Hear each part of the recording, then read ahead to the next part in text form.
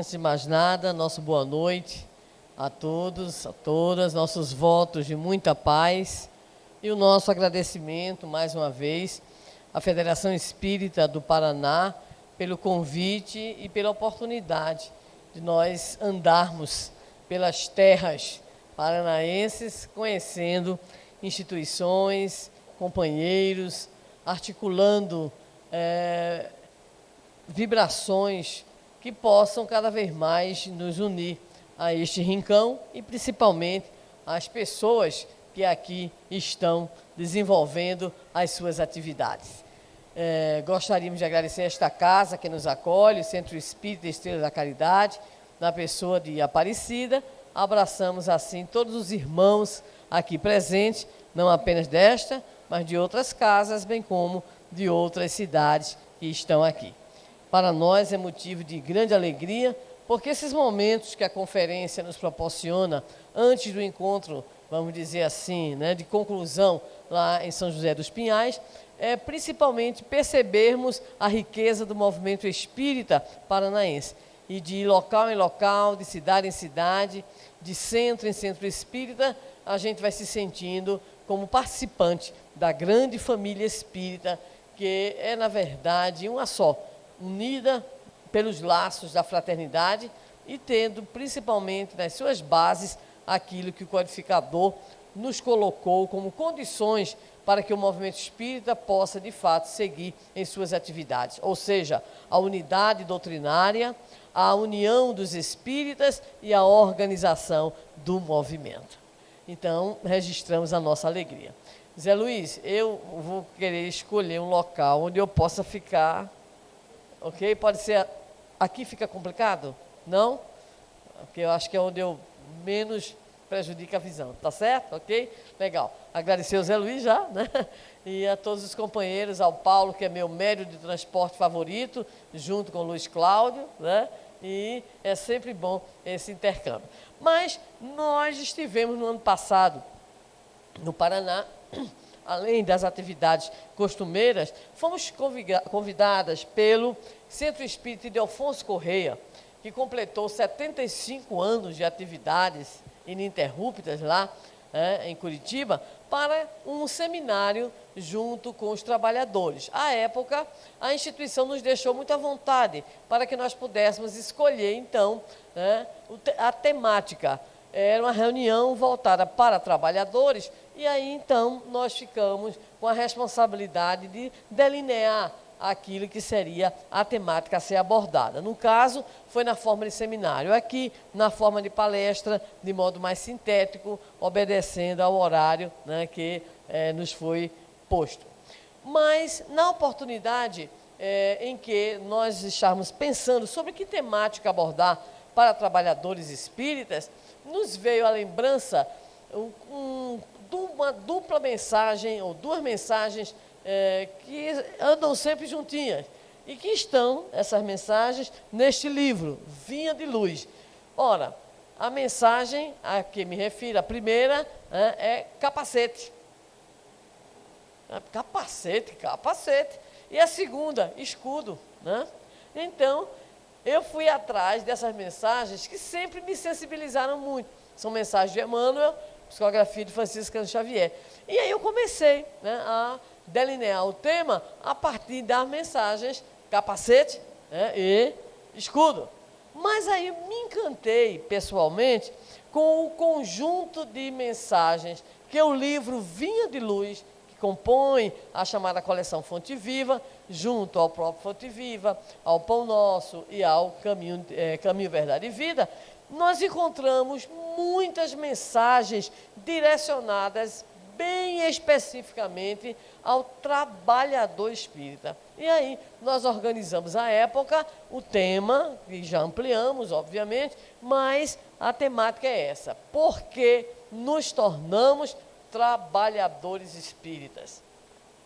E a base, Vinha de Luz, Emmanuel, Chico Xavier. E algumas perguntas, então, que nós procuraremos, seguindo a trilha oferecida pelo Espírito Emmanuel, para compreendermos por que é que nós, os espíritas, somos, na grande maioria, não apenas frequentadores de instituições, de reuniões, de palestras, por que que nós nos tornamos trabalhadores? Do mais, o mínimo possível, aquele que assume na condição de dirigente. Lembrando que a doutrina espírita, na sua feição, no seu aspecto religioso, não possui sacerdócio organizado, não tem uma estrutura religiosa formal, ou seja, todos que aqui nos encontramos, da Aparecida, ao Luiz Henrique, ao nosso Francisco Ferraz, ao presidente Nestor Mazotti da Federação Espírita Brasileira, nós somos apenas voluntários, e voluntários que estamos a serviço de uma obra que se chama Movimento Espírita. Então, nós convidamos os senhores e as senhoras para refletirmos um pouco. Os que são trabalhadores vão se identificar, e os que não são vão ficar doidos para ser. Então, depois, Aparecida, você monta um cadastro do primeiro emprego espírita, tá? Ok? Então, a primeira pergunta é exatamente essa. Por que é que a gente se torna um trabalhador espírita? Porque a gente não fica apenas no chamado grupo de frequentador. O espírito Albino Teixeira, pela mediunidade do Chico Xavier, numa obra excelente para qualquer casa espírita e qualquer grupo de trabalho espírita, chamada Educandário de Luz, publicada pela Ideal, há uma coletânea também de mensagens dirigidas especificamente ao movimento espírita. Albino Teixeira diz que na casa espírita nós identificamos dois grupos. Primeiro, o chamado grupo de frequentadores. São as pessoas assistidas pela casa, ou que vão assistir às palestras públicas da casa, tomar o passe, enfim, participar, em função da sua necessidade, do seu interesse, daquelas atividades que a casa espírita coloca à disposição. E o outro grupo, é o chamado grupo de trabalhadores. Porque só pode existir o grupo de frequentadores se na casa espírita tiver o grupo de trabalhadores. Porque é o grupo de trabalhadores que estará organizando o quê? A sistemática de ação que a casa espírita desenvolve. A palestra pública, a evangelização, o passe, a desobsessão, o atendimento fraterno através do diálogo, a assistência à promoção social, a divulgação da doutrina espírita e outros setores, que a casa espírita ela organize enquanto sua rotina, vamos dizer assim, de atividade. Então, Albino Teixeira já começa dizendo o seguinte, que o grupo de trabalhadores é semelhante ao grupo familiar. Nele, nós encontramos afetos e desafetos, para que a gente comece logo caindo na real, porque até hoje, 2012, ainda tem gente que diz assim, eu deixei a casa espírita por causa de fulano, por causa de cicrano, eu não sou mais espírita porque dona fulana, porque seu cicrano, e nós temos que desenvolver sempre a compreensão que nós não podemos ser espíritas pelas pessoas, nós somos espíritas pela nossa adesão ao programa que a doutrina espírita nos oferece. E o movimento espírita é o braço operacional no caso da doutrina espírita, que é, ela sim, a carta magna que vai nos conduzir. E nós, então, enquanto criaturas, e isso faz parte do ser humano, nós necessitamos nos organizar, nós necessitamos nos unir, nós necessitamos nos articular uns aos outros para levar adiante as nossas ideias, para viabilizar no concreto os nossos ideais, os nossos objetivos. É por isso que surge a Casa Espírita. Mas a primeira coisa que o Albino Teixeira nos diz, cuidado com as ilusões. Lá no Nordeste a gente diz, não navega na maionese estragada, tá? A Casa Espírita é formada por pessoas. E as pessoas, no mundo de provas e expiações, são pessoas que comportam em sua própria condição humana bondade, mas também maldade. Ou seja, a Casa Espírita acolhe como trabalhador e como frequentador seres humanos frágeis, falidos e falíveis. Agora, existe aquele grupo que diz assim, olha, eu recebi tanto na Casa Espírita que eu quero devolver alguma coisa. E aí, essa pessoa quer se tornar trabalhadora espírita. E é exatamente aí a nossa primeira questão. Por que nos tornamos trabalhadores espíritas? E a resposta é muito simples. Porque não basta para que nós, de fato, nos sintamos bem, conhecer alguma coisa.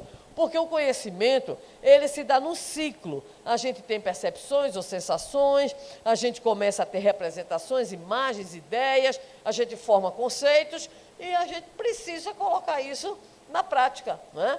Então, se a gente não tem a chamada prática, a ação, a gente não tem o conhecimento pleno, a gente tem a informação, a gente tem a ideia. Mas é preciso que a gente, então, coloque de fato na prática, porque além da compreensão intelectual sobre algo, nós precisamos ver como é que este algo, ele pode ser usado, ele pode ser, né, socializado, ele pode ser viabilizado. Então, nós não poderíamos imaginar um conhecimento que fosse o que? Escondido, ou então que ficasse apenas como propriedade daquele que eu tenho. O conhecimento tem uma dimensão socializadora, uma dimensão coletiva, e é exatamente por isso que nós podemos dizer, o processo de conhecimento, ele pode até ficar no indivíduo, mas a gente nem sabe, porque se ficou com ele, a gente não tem notícia. Na verdade, a gente só tem notícia quando aquele conhecimento ele é socializado, e principalmente quando ele é o quê? Ele é praticado. Ele é visto nas suas implicações práticas e sociais. Onde é que nós vamos buscar o fundamento dessa afirmativa no Evangelho de Jesus? Em duas afirmativas.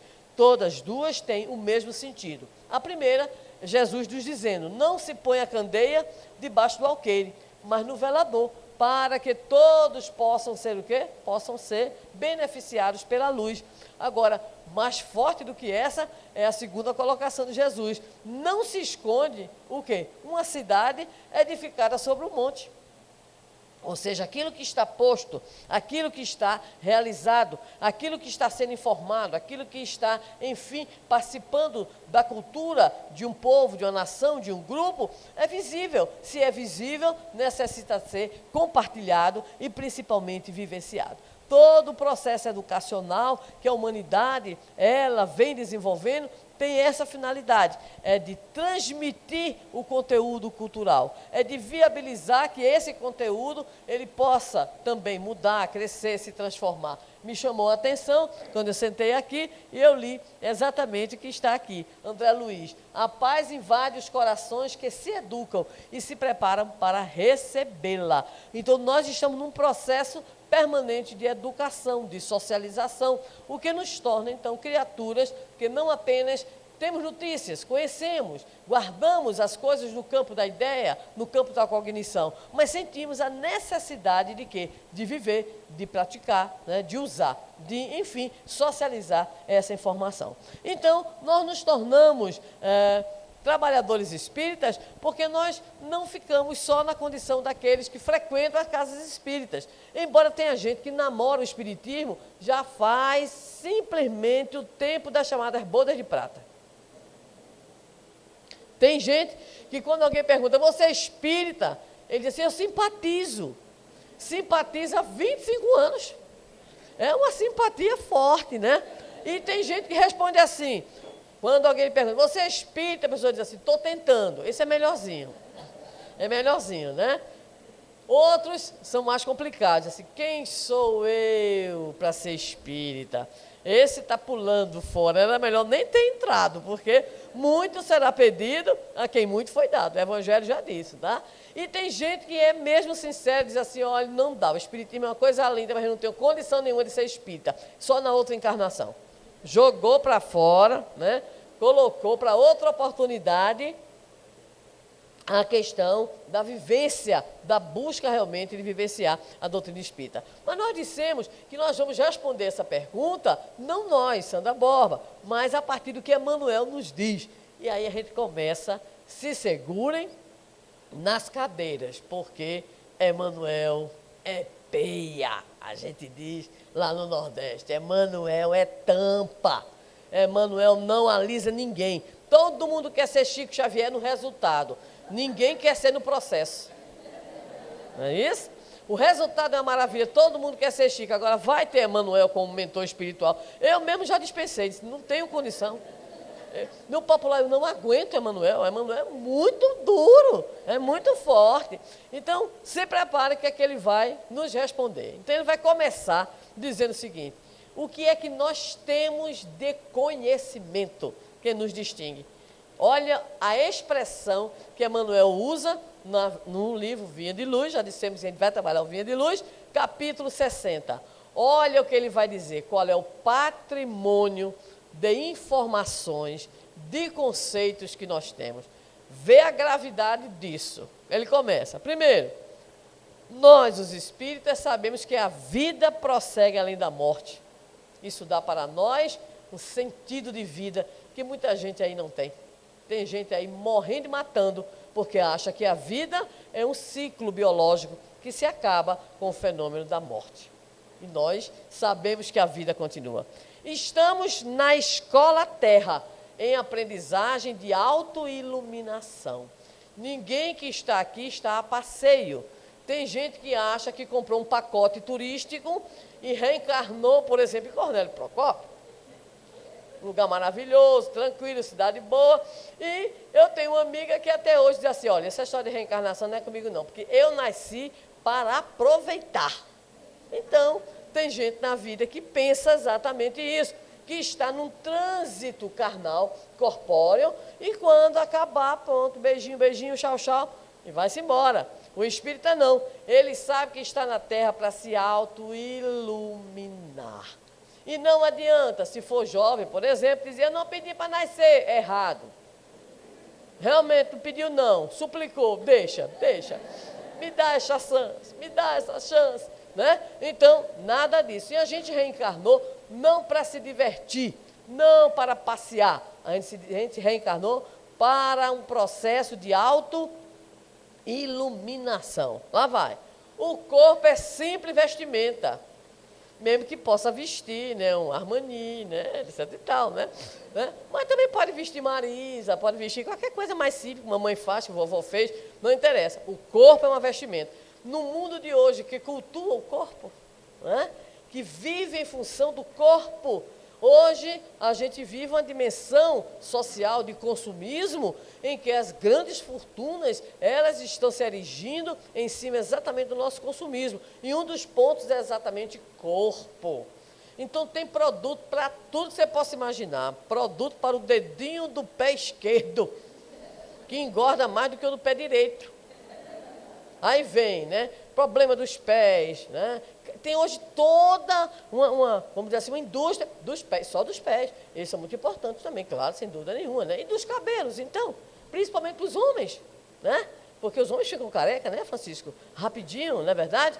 E as mulheres, que são castigadas no peso, não é verdade? Então, diz que o problema da mulher é emagrecer. E aí a gente fica mercê, a gente fica refém de toda uma indústria que tem aí, né? Para dizer que você tem que permanecer no manequim 42. Aliás, hoje, as novinhas, as meninas, elas têm que vestir 38. Pior ainda, né? Ficam anorexas, horríveis, ficam magérrimas, né? A gente chama de as Olívias Palitos da vida, né? Macarrão, não é verdade? E assim por diante. Mas por quê? É a indústria, porque é a imagem. Mas aí a doutrina espírita vai dizer para a gente: olha, o corpo não é isso não. O corpo ele é simples vestimenta. Você vai prestar conta do que usou, tá? Tudo bem. Mas nada desse culto ao corpo. Trabalhos e desgostos do mundo são recursos educativos. E hoje a gente vê gente que até hoje procura o quê? Um emprego. E diz: eu não quero trabalho, eu quero emprego. Porque trabalho, a gente já sabe, vem de tripalho, um instrumento de tortura.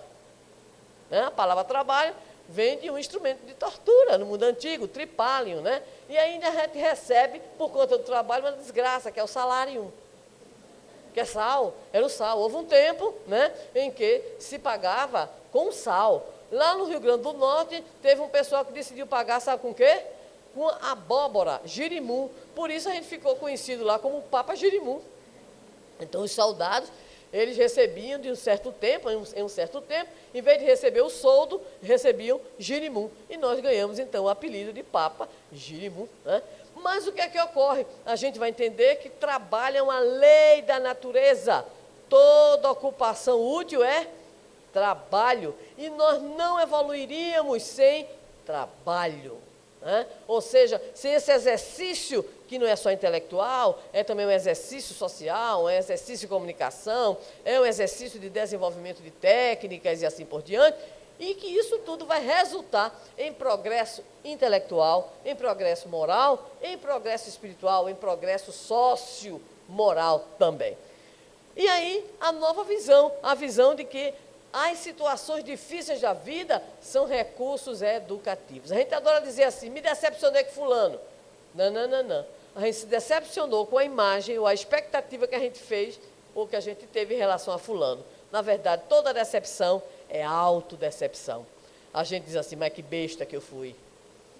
Mas que leseira minha. Como é que eu esperei aquilo? Porque a gente não avaliou corretamente. Então, o desgosto passa a ser algo diferente. É aprendizado. A gente vai aprendendo com a vida. Assim como a dor. A dor é um estímulo às realizações. A gente vai crescendo em função das aprendizagens dolorosas. E aí vem um ensinamento para nós que Emmanuel nos diz de suma importância. A nossa colheita ocorre mediante a semeadura que fizermos.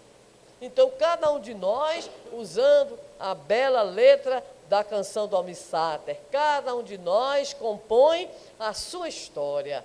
Cada ser em si carrega o dom de ser capaz de ser feliz.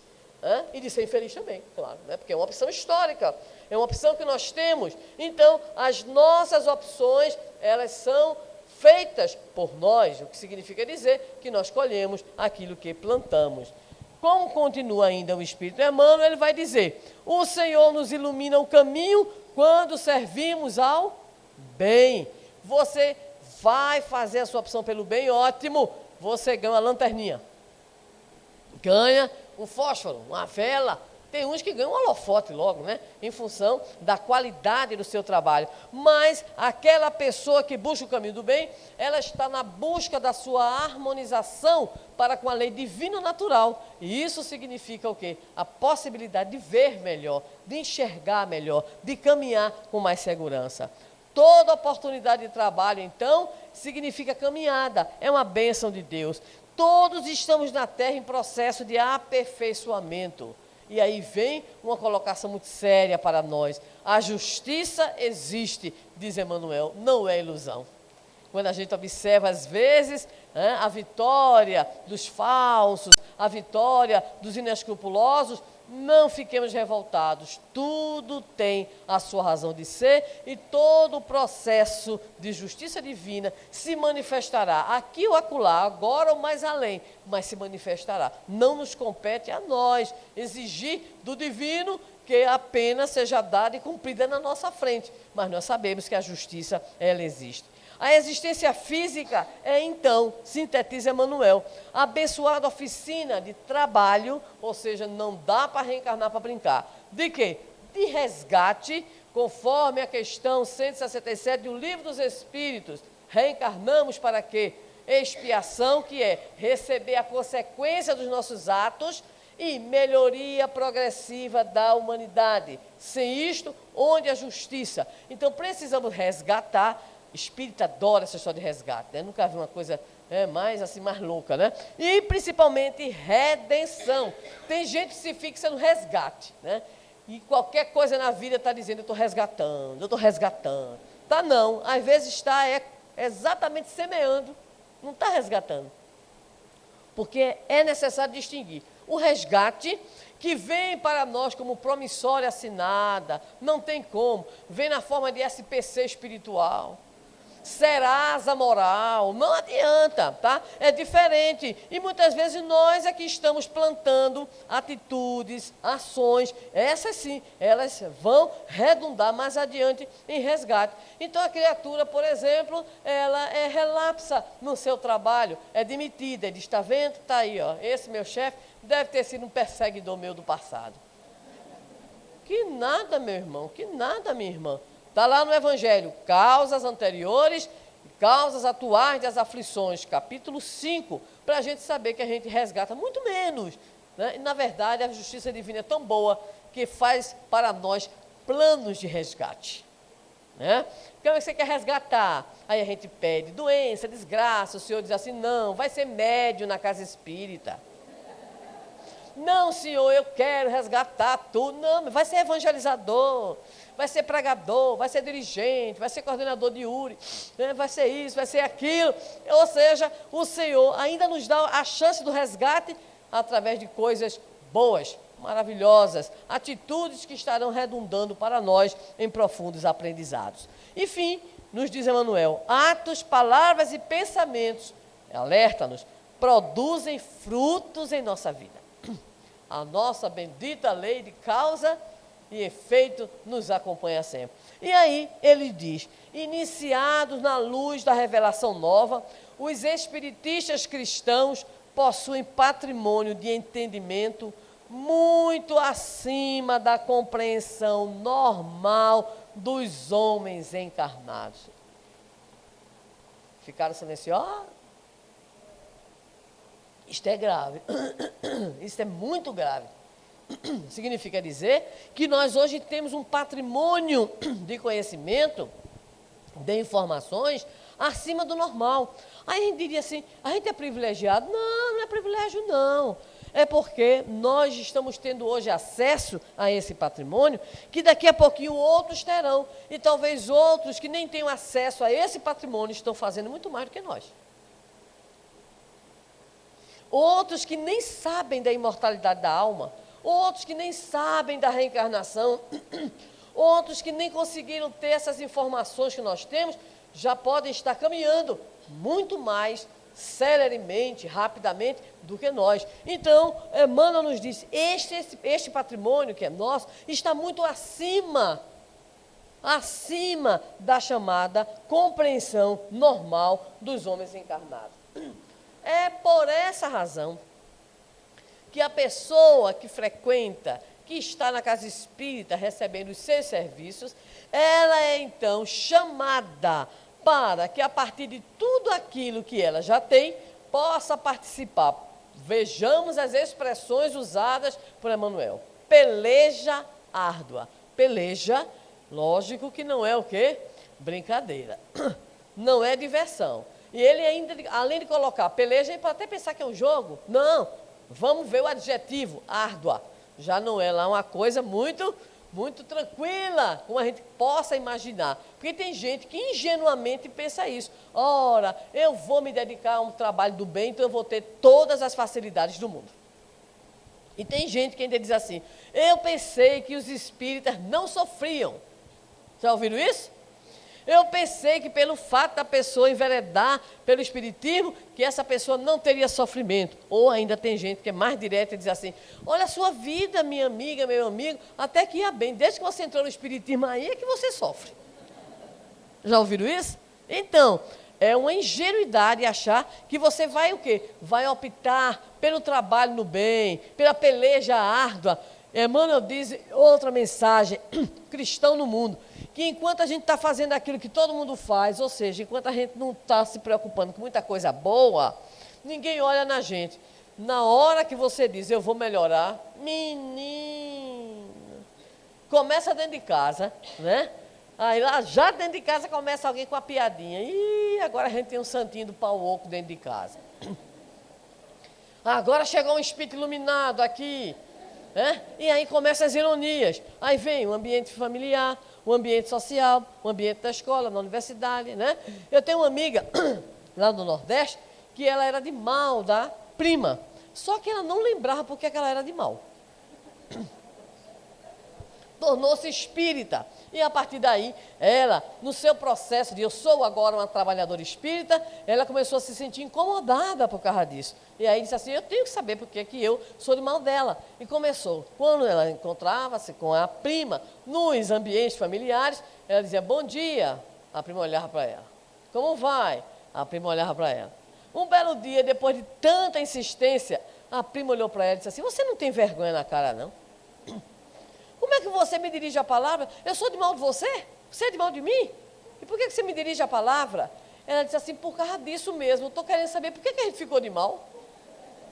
Aí a prima disse, sabe que eu não me lembro também? Agora você, não sei por que você está me cumprimentando, E ela disse assim, porque agora eu sou espírita. Ela então olhou, riu, com aquele jeito irônico, disse, ah, quer dizer que o espiritismo lhe fez perder a vergonha. Ela disse, me fez perder muito mais, me fez perder o orgulho. E eu estou aqui diante de você para saber por que nós estamos de mal. Porque se nós não temos nenhuma razão, eu queria voltar a falar com você. Resultado, não apenas fizeram as pazes, como a prima depois foi trabalhar com ela no centro espírita. Então a gente muitas vezes não sabe da importância que este conteúdo tem na nossa vida. Porque o conteúdo espírita não é um conteúdo de agora, de amanhã, de até o final da existência física. Os conteúdos espíritas têm o sabor de infinitude e de imortalidade. É por isso que a gente não fica parado. Isso requer, então, uma peleja, né? Um embate permanente que vai exigir de nós o quê? O chamado esforço individual. É possível desligar esse bichinho aqui? Ok.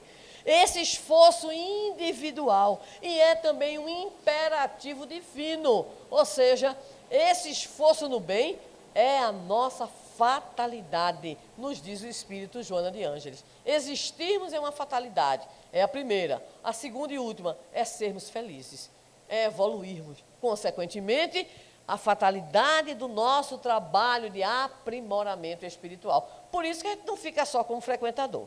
E aí vem, felicitados, diz Emmanuel, pelos recursos indispensáveis ao nosso soerguimento, somos restaurados em nossas energias espirituais. Então, o cristão no mundo, voltando a ele, essa mensagem, Emmanuel diz isso, quando a pessoa, ela se movimenta para fazer o bem, todo mundo começa a cobrar tanto que a pessoa volta. Ih, rapaz, esse negócio de ser bom, de ser melhorzinho, de ser honesto, esse negócio de ser uma pessoa legal, isso dá muito trabalho. E a pessoa muitas vezes volta à situação originária. Mas preste atenção a essa mensagem que é Vinha de Luz 49. Você quer ser bom, você quer melhorar, você quer fazer a sua revolução interior, então você recebe no popular uma linha de crédito. Cuidado, o juro é baixíssimo, não tem problema. Porque nós somos restaurados em nossas energias espirituais. No popular, a gente recebe um upgrade. A gente o quê? Recebe energias, investimentos do Senhor, dos benfeitores espirituais, dos nossos anjos protetores, que, por sinal, ser anjo protetor deve ser realmente uma coisa muito complicada. O meu, coitado, não sei nem se ele ainda está realmente ao meu lado, mas deve ter mandado um substituto, né? Tirado uma folga, de vez em quando deve tirar uma folga. Mas, gente, é investimento mesmo, tá? Muita gente diz assim, olha, para fazer o mal sempre tem quem o quê? Quem dê, né, o apoio. Mas a gente diria também, quem quer se melhorar também tem o quê? O apoio. Está aí, a energia. Toma aqui uma energia para você o quê? Para você realizar seu processo de auto-melhoramento. Buscando o mestre, então, diz Emmanuel, nós receberemos, olha, 3 coisas. Essa linha de crédito tem iluminação, consolo e ensinamento. Ou seja, se nós nascemos para evoluir, que é o nosso desiderato, é a nossa finalidade, então não tem por que manter a atitude preguiçosa, reticente e resistente. É um programa de iluminação. Esse programa de iluminação requer esforço individual, mas o plano espiritual nos ajuda para que alcancemos, então, iluminação, consolo e ensinamento. Diz Emmanuel. Jesus iniciou, no círculo das inteligências encarnadas, o maior movimento de libertação do espírito humano no primeiro dia da manjedoura. Pergunta-se, libertação de quê? Do comodismo, da ignorância, né? De tudo aquilo que nos mantém no chamado atraso espiritual. Então, todos nós somos, de alguma maneira, exortados, convidados a batalhar na causa do bem. E nos diz Emmanuel, pois o cristianismo é um campo imenso de vida espiritual a que o trabalhador é chamado para a sublime renovação. Observe como o Espírito Emmanuel usa as expressões que nós conhecemos, mais da vida até militar, não é? Então ele vai dizer agora, penetra assim a linha de batalha, onde deverá combater pela vitória permanente do amor e da verdade através do próprio testemunho. Quer fazer o bem? Quer se melhorar? Quer alcançar a felicidade? Então está convocado a quê? A essa peleja árdua, ao esforço individual, a entrar na chamada batalha da causa do bem. Vai para a linha de batalha. E na linha de batalha, o que é que o soldado quer? Ele quer é agir. Então, Emmanuel vai usar essa expressão. Na linha de batalha é trabalhar, é lutar, é, enfim, apresentar a nossa disposição na luta redentora. Ok? E aí, nós seguimos. Muito bem, isso a gente já sabe que é o que todos nós estamos candidatos, esse convite, essa exortação. Pergunta, no entanto, Emmanuel, onde, porém, os que procuram abraçar o trabalho por amor de servir? Opa, começou o conjunto das indagações profundas que Emmanuel nos apresenta. Essa está em Via de Luz 31. Ele nos mostra 3 situações estranhas para nós que recebemos dele, de Jesus, o convite para essa batalha. Na maioria das vezes, o chamado temor da responsabilidade. É o que eu dizia no início, o simpatizante há 30 anos do Espiritismo. Não quer assumir nada na casa espírita, nem entregar uma ficha, tem até medo, né? Entregar uma ficha, né? Vamos, meu irmão, você podia ser passista, ai meu Deus do céu. Você podia ser um trabalhador do ESG, ai meu Jesus. Ai, eu não tenho condições, né? Então, temor da responsabilidade. Receio da crítica. Enquanto você não faz, também ninguém lhe critica. Quando você faz, alguém sempre acha que faz melhor. Sempre, né? E aí, como nós não estamos numa estrutura hierarquizada, aí a coisa fica mais difícil ainda. O Espiritismo não é para quem quer, é para quem aguenta. É para quem, nem para quem pode, é para quem aguenta levar, né? Porque a gente sempre tem na casa espírita o quê? O conjunto dos críticos, dos que estão de plantão. Não fazem, mas estão loucos que você faça, para dizer que você fez mal feito. Daqui a pouco a gente vai ver. Eles estão aqui, Emmanuel fala neles também. E também pavor de iniciativa a benefício de todos. E aí a gente vai. Questões 913, 917, Livro dos Espíritos, o vício radical, o egoísmo. Tem gente que não quer fazer nada no movimento espírita, na tarefa espírita, na casa espírita, porque diz assim, eu vou lá fazer nada por ninguém. O que é que eu vou fazer? Eu não tenho obrigação de fazer, né? Então, a pessoa está fechada na sua exclusividade, na sua atitude egóica. E aí, então, Emmanuel diz, Jesus precisa de instrumentos encarnados e desencarnados para nos trazer a eterna melodia do bem. Por isso, onde estivermos, olha aí, sejamos o quê? Úteis, de ânimo forte, semeando os dons. Tem gente que assume a presidência de uma casa espírita, não é porque seja a pessoa indicada. Não é a pessoa que tem os talentos todos. É porque quem tem, o quê? Não quer. André Luiz diz assim, quando o trabalhador está pronto, o trabalho aparece. Não tem isso? Eu costumo dizer, data vene, André Luiz. Às vezes você assume não porque você está pronto, mas porque quem está pronto não quer assumir. Entenderam? Então, muitas vezes, a pessoa que era para ser o coordenador do grupo de educação mediúnica, não quer, não, tem tanto problema, tanta dificuldade, tanta coisa, aí aparece, como é que a gente chama? O burro manco. Né? Às vezes você tem ali o cavalo inglês, né? O potro espanhol, né? O cavalo árabe, aí vem o quê? No meu caso, o jegue. Eu sou o jegue.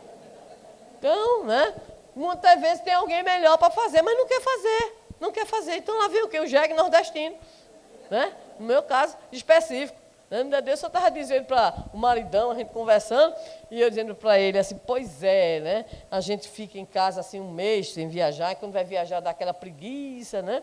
E aí a neta, bobó, aí eu olhei para ela aí, foi tão interessante, eu estava exatamente ontem, né? E ela junto de mim, e ela, bobozinha, 2 anos, imagine, né? Aí eu olhando para ela assim, ai meu Deus, vou morrer de saudade, passar 5 dias sem ver minha neta, né? Até a fralda eu trouxe. Mas a gente fica em segredo isso, tá? Então, o que é que ocorre? Imediatamente, eu acho que tinha algum benfeitor que me soprou uma colocação que está em Boa Nova. Mas foi na hora, foi instantâneo. Quando essas coisas são instantâneas, eu digo, opa, recebi o sopro. Se Jesus, conversando com Simão Pedro, em uma das passagens de Boa Nova, quão pouco, Simão, são aqueles que sabem deixar por alguns instantes os braços de uma afeição querida, por amor ao reino, que é o tabernáculo da vida eterna. Eu disse, tudo bem, meus irmãos, estou indo feliz, estou... Legal, né? Então, nós muitas vezes vamos fazer a tarefa porque o outro não quer fazer. Então, muitas vezes o outro tem os dons, mas não tem o quê? O desejo, a boa vontade, a disponibilidade. Então, meus queridos, o movimento espírita é feito de voluntários. Nem sempre aquele que vai estar ali vai realizar o melhor, porque não era ele que teria as condições melhores, mas ele é o melhor para estar ali naquele momento, porque é o que se dispõe a fazer a tarefa. Por essa razão, nós temos a obrigação de sermos leves uns com os outros. Nós somos muito cobradores, parece repartição pública, né? Então, parece serviço público, a gente quer ser exigente, mas o outro está ali e a gente não sabe o sacrifício que o outro faz para estar ali. Aquilo que é a dificuldade íntima da pessoa para fazer essa ou aquela atividade na casa espírita. Muito bem, Emmanuel nos diz, temos que praticar uma caridade essencial. Aí qual é a caridade essencial? Que ele vai dizer, Via de Luz 110, a caridade de pensarmos, falarmos e agirmos segundo os ensinamentos do Divino Mestre no Evangelho. É a caridade de vivermos verdadeiramente nele, para que ele viva em nós. Então, nós que estamos recebendo o convite para trabalhar na seara, e nós que já estamos na seara, nas fileiras, nós temos essa tarefa de nos suportarmos, nos aguentarmos. Se a gente der para fazer isso, melhor.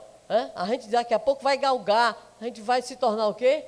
Pessoas amigas, a gente vai chegar a compaixão, a gente vai chegar à fraternidade. É por essa razão que Kardec colocou a trilogia famosa, trabalho, solidariedade e tolerância. Ou seja, se a gente trabalha junto, que maravilha, a gente vai ser solidário.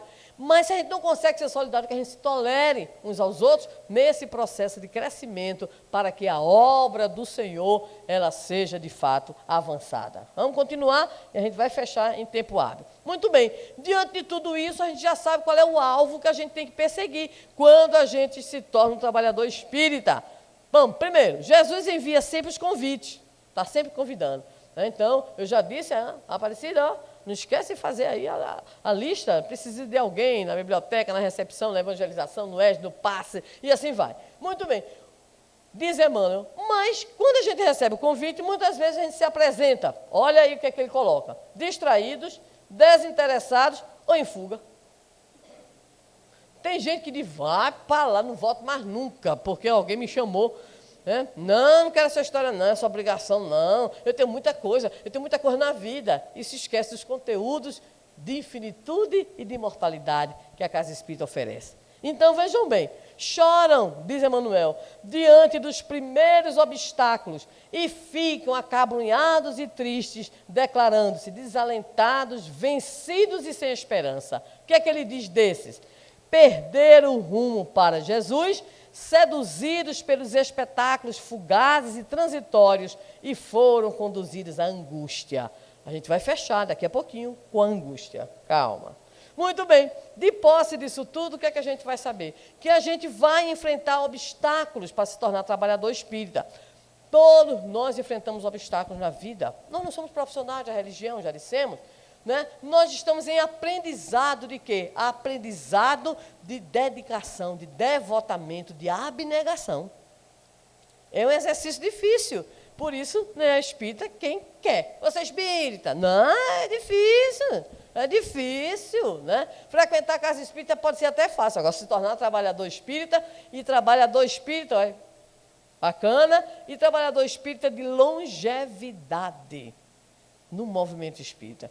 Quando a gente vai nos cantos, a coisa mais gostosa é encontrar alguém que a gente conheceu no movimento espírita. Eu que venho de infância espírita, você vê como é antiga a evangelização, eu vim de infância espírita, Eu vim de juventude espírita, então eu gosto de quê? Quando eu chego num lugar, eu pergunto, cadê fulano? Menino, eu deixei de perguntar. Logo, eu já não pergunto, por exemplo, em relação aos casais, né? Nem pensar mais, né? Então, eu cheguei em certa região aqui, e a companheira do movimento espírita, fazia tempo que não havia, ela tinha um sobrenome muito diferente, e eu, um sobrenome estrangeiro, e eu disse assim, fulana, e disse o sobrenome, ela olhou para mim e disse, ex. Eu digo, ex, estou separada, tá bom. Então, hoje a gente se encontra com o pessoal diz assim, como vai, tudo bem? Como vai a família? Generalidade, né? A mãe, os pais, os filhos, e o trabalho, bem generalista também. Porque a gente tem recebido de pessoas que a gente encontra a seguinte pergunta, ainda está lá? Morro de rir. Né? Eu sou professora, então eu tenho uma vida muito pública também na minha área profissional. De vez em quando eu encontro alguém que eu não vejo há 10, 15 anos, e que essa pessoa passou na federação, por exemplo, ou passou lá no centro espírita que nós atuamos. Aí a primeira pergunta que a pessoa faz, continua? Eu digo, continua o quê? Se continua lá, não diz meu nome. Eu digo, lá onde? A pessoa desembucha, meu filho, o que é que você quer dizer? Não, lá naquela casa, eu não diz nem vezes que é uma casa espírita, se tiver alguém, então, ao redor, tu tem até vergonha de perguntar. Continua espírita? Continuo, trabalhando sim, na federação sim, né? Aí a pessoa, e ela continua lá, esperando também por você, coisa e tal. A gente vai dando o estímulo à criatura, né? Mas, na verdade, o que ocorre? Muita gente desiste. Aí desiste porque não aguenta a pressão de fora, desiste porque encontrou na casa espírita alguém que não lhe correspondeu aquilo que queria, né? Encontrou uma dificuldade maior, um sofrimento maior e achava equivocadamente que não ia ter problema nenhum na vida depois que se tornasse espírita e assim por diante. Então, Emmanuel diz, são almas fragilizadas, ou distraídas, ou desalentadas, ou desesperançadas. E, na verdade, nós temos o grande alvo. Quando a gente ingressa na condição de trabalhador da casa espírita, do movimento espírita, o alvo é o alvo para a nossa existência. E o alvo está logo em vermelho. É a união divina do discípulo com o mestre. Por isso eu não posso me decepcionar com o presidente, com o coordenador do grupo. Não posso. Eu deixei o espiritismo porque o coordenador do ERJ não me deu atenção, por exemplo. Não tem sentido. Porque se o que eu quero é estabelecer a união divina com o mestre Jesus, então não é a pessoa fulano, beltrano, cicrano, que vai ser o quê? A referência da minha vida. A referência da minha vida é Jesus. Eu tenho que me agarrar com esse objetivo, com o chamado alvo a perseguir. Nos diz Emmanuel, aos companheiros de espiritismo cristão cabem tarefas de enormes proporções junto das almas. Isso significa que nós também temos uma responsabilidade na condição de coordenadores, de pessoas que recebemos pessoas na casa espírita, de pessoas que vamos fazer formação de trabalhadores, nós também temos que ter cuidado. Se as pessoas não podem abandonar porque de repente tiveram, entre aspas, uma decepção, mas nós temos a obrigação de fazer o quê? A nossa parte, o nosso esforço no sentido do nosso próprio trabalho interior de renovação e de transformação espiritual. Dizia Santo Agostinho, não desencarnado, encarnado, o Mé, ainda, né, na sua vivência católica, no fim da antiguidade e início da Idade Média. Dizia assim ele, os mestres não ensinam a ninguém, ninguém ensina a ninguém. Ele dizia, o mestre emite sinais. Essa expressão é muito bonita, porque ele queria dizer que, na verdade, o grande mestre de cada um é o mestre interior. Então, vejam bem, o dirigente, o coordenador, o evangelizador, né, o orador, o médium, não são realmente modelos, são modelos. O modelo é um só, é Jesus. Agora, cada um emite sinais. E se aquele outro desertou porque foi imaturo, nós, se também não agirmos com os sinais corretos, também estaremos respondendo pela não vinda da pessoa, né? A gente tem que ter cuidado. A via de mão dupla. Então, tanto aquele que quer se tornar um aprendiz, quer se tornar um trabalhador, vai ter que buscar uma vivência, se libertar de certas fixações, um amadurecimento psicológico, espiritual, mas aqueles que estão na condição de coordenadores, dirigentes, etc. e tal, necessitam dar os sinais corretos, ou seja, realizarem os esforços próprios. Por isso, diz Emmanuel, não basta fazer do Cristo Jesus o benfeitor que cura e protege. É indispensável transformá-lo em padrão. Padrão o quê? Padrão permanente da vida, por exemplo e modelo de cada dia. Estamos fechando. E aí, que padrão é esse que nós devemos buscar? E aí, Emmanuel coloca, fidelidade ao bem. Se o nosso alvo a perseguir é exatamente a união nossa com Jesus, então qual é o padrão que a gente vai buscar? É fidelidade ao bem. Observa que coisa linda Emmanuel coloca. O que é fidelidade ao bem? É o cérebro repleto de inspiração superior e o coração inflamado na fé viva. Somente quem consegue desenvolver essas atitudes é que poderá realizar a grande obra de unir almas ao Senhor. Observa a colocação de baixo do Emmanuel.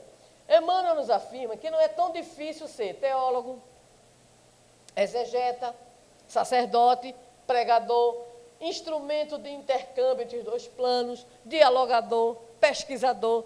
Emmanuel listou tudo. Olha o que é que ele vai dizer no final. Difícil é unir almas ao Senhor. Por quê? Porque unir almas ao Senhor implica na vivência da fraternidade. Existe uma mensagem, Via de Luz 35, onde Emmanuel cita, a partir de uma fala de Paulo, todas essas condições e nos aponta o discípulo Barnabé. Porque Paulo, ele diz que Barnabé era na comunidade aquele que agregava as pessoas. Então é condição do trabalhador espírita ser alguém que busca o quê? Agregar, unir, né? Estimular o quê? A fraternidade, a solidariedade, a compaixão, o conhecimento recíproco. Então é um padrão que nós devemos buscar. E esse padrão nós só vamos conseguir se nós fizermos uma opção muito tranquila na nossa vida, muito séria e muito definitiva. Via de Luz 106. Ou nós vamos para as chamadas sugestões da região inferior, ou espírito do mundo, ou vamos buscar as inspirações das esferas superiores, ou o espírito que provém de Deus. Então nós vivemos a nossa vida assim. Está lá, questão 459 do Livro dos Espíritos, se os espíritos interferem em nossa vida. Não interferem não, nos dão as respostas imortais. São eles que vos dirigem, para nos mostrar que nós o quê? Mesmo estando no trabalho espírita, na casa espírita, no setor de evangelização, no passe, na evangelização, na biblioteca, na recepção, não interessa. Pergunta-se como é que nós estamos. O que é que nós estamos buscando como sintonia? Aí Paulo coloca, Emmanuel comenta. Ou a sintonia da região inferior, que ele chama o espírito do mundo, ou então a inspiração das esferas superiores, ou seja, o espírito que provém de Deus. Então Emmanuel coloca que nas oficinas terrestres coexistem a criação divina e a colaboração humana. Entre esses colaboradores humanos também existem, observem bem, os que querem exercer a dominação e intensificar a ignorância. Ou seja, existem também os maus obreiros.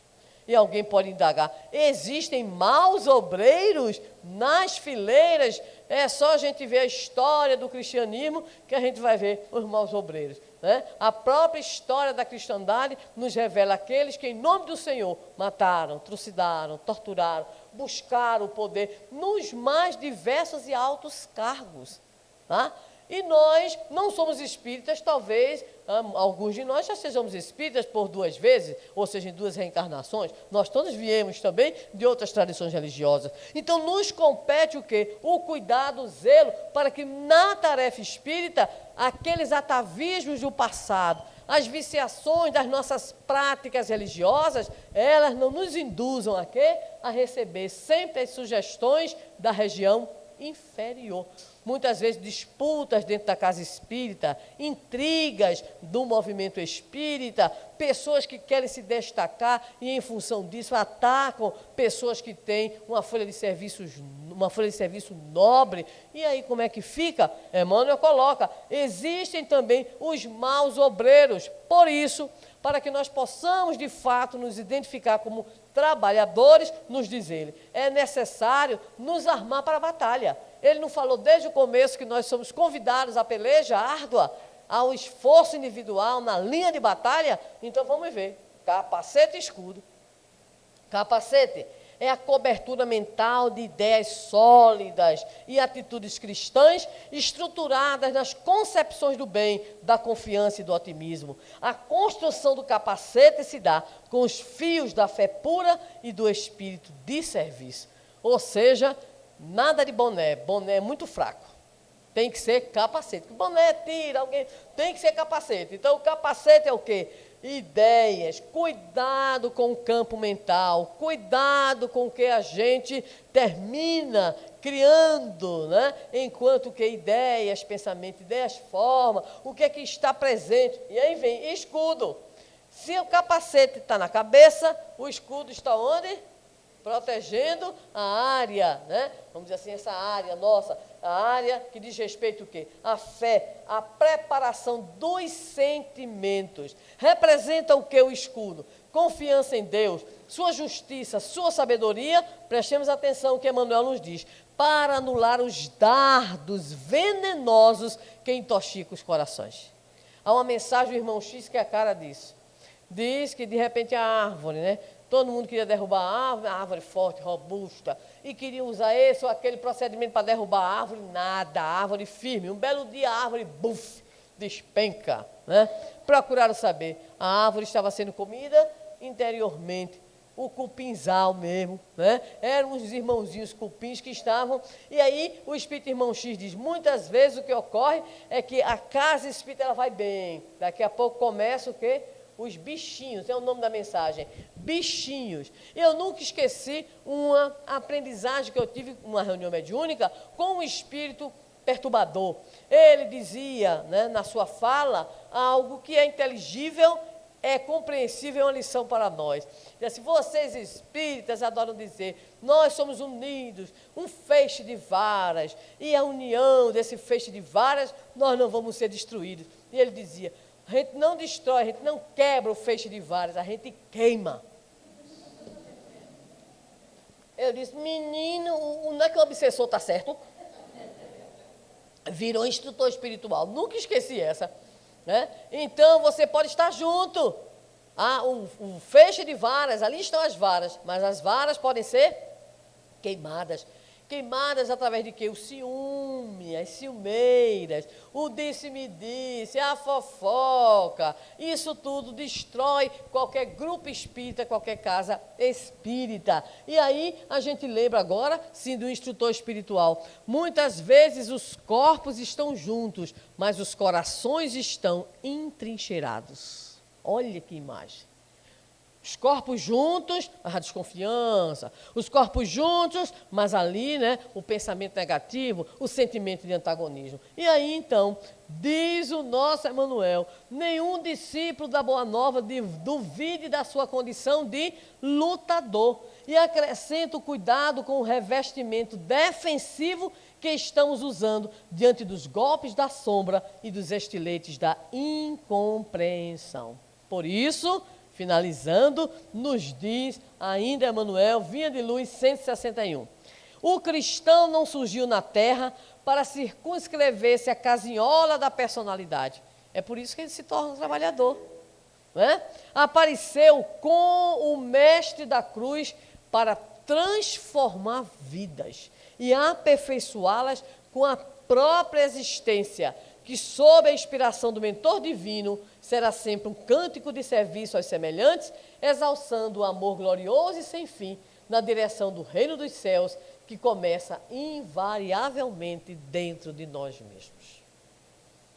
O cristão, diz Emmanuel, que aspira a movimentar-se entre facilidades terrestres, certamente ainda não acordou para a verdade. E aí eu me lembrei, se tem capacete e tem, né, escudo, deve ter espada também, não tem? Tem espada.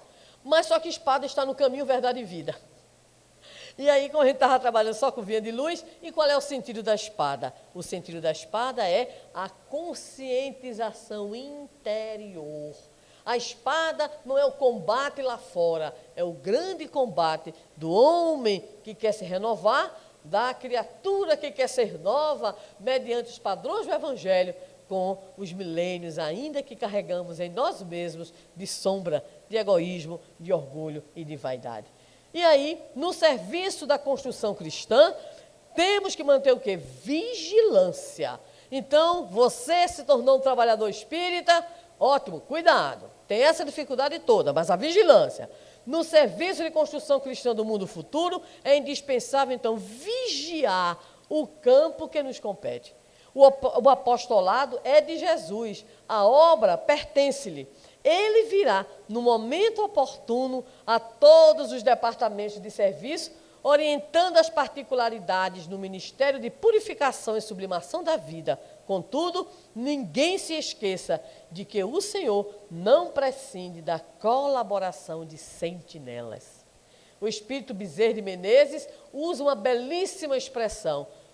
A cristandade, o movimento de cristianização, o processo de espiritualização da humanidade requer a presença dos tocheiros da fé. É linda a expressão. É preciso continuar, mesmo que nós, de repente, estejamos numa dificuldade de manutenção da nossa casa espírita, daquele grupo, perseverar. E quando, de repente, a gente está vivenciando a situação de dificuldade no grupo espírita, a dificuldade no movimento espírita, quando, de repente, em nossas casas, em nosso movimento, as dificuldades aparecerem, que são normais, então nós vamos sentir a amargura. Eu falei, a angústia lá de trás, é a amargura que Emmanuel vai comentar para a gente finalizar na mensagem 123. Não podemos, diz Emmanuel, seguir um mestre lacrimosos e descontentes. Boa nova significa alegria, e a gente choramingando. A gente choramingando com tudo. E mais ainda, magoados. Um amigo meu dizia assim, vocês já ouviram isso, não conhecia a palavra melindre. Eu descobri no movimento espírita.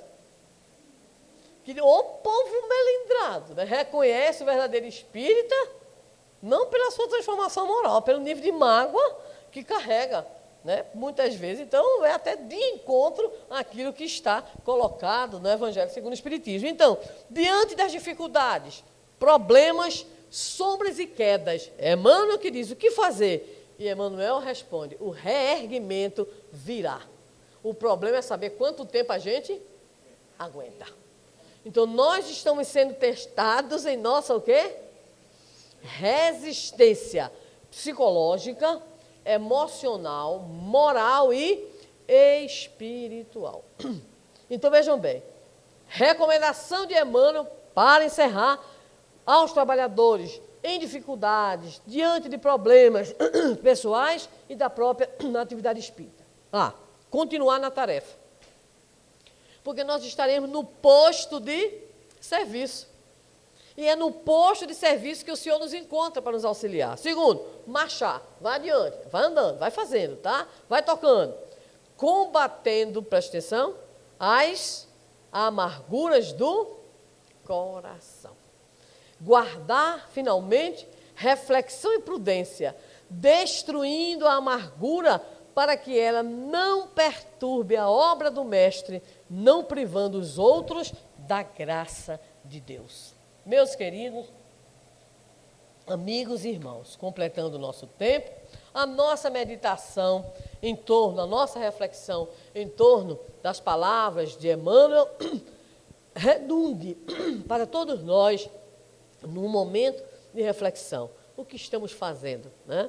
O que é que nós, enquanto trabalhadores da seara do Senhor, do mais simples trabalhador que abre a casa espírita, que recepciona, que aplica um passo, o que é que nós estamos fazendo? O que é que estamos buscando?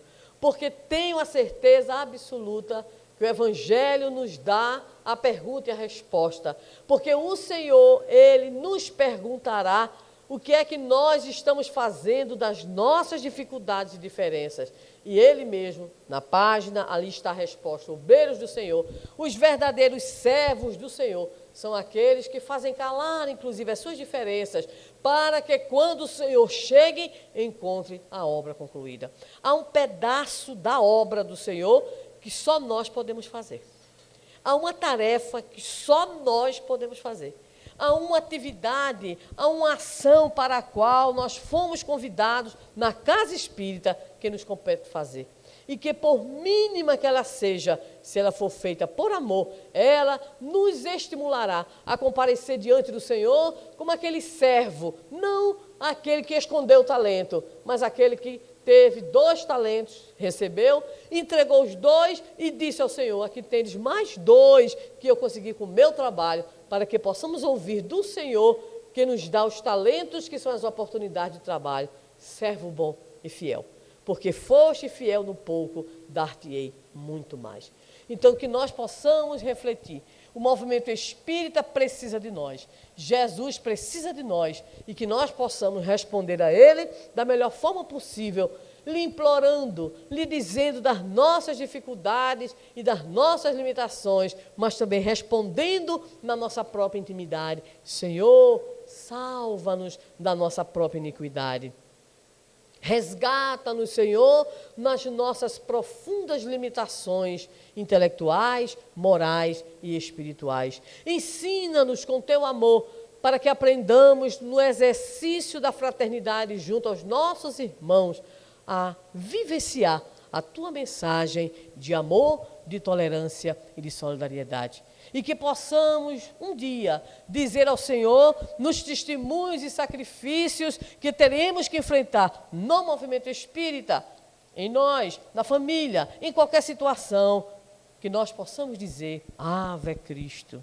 Senhor, nós te saudamos, nós que temos a certeza da vida eterna. Que Jesus nos abençoe e que esta casa que nos recebe nesta noite possa encontrar no seu conjunto de espíritos encarnados e desencarnados, os obreiros sinceros, aqueles que estão preocupados com o alvo a perseguir, a união definitiva com Jesus, para que quando Ele nos indague o que fizemos, o que trabalhamos, o que realizamos, nós não cheguemos para Ele com as mãos vazias de feitos, mas que possamos dizer, Senhor, aqui tendes. Podemos produzir bem pouco, mas o Senhor dirá, a árvore boa produz a 30, a 60 ou a 100, mas produz de conformidade com o seu esforço e a sua possibilidade. Que as bênçãos de Deus possam se estender sobre esta casa e seus trabalhadores e que possamos prosseguir na boa luta, no bom combate, armados, capacete, escudo e espada, na certeza de que em nós se opera a grande batalha pela nossa própria redenção e felicidade. Que Jesus nos abençoe. Muito obrigada pela paciência.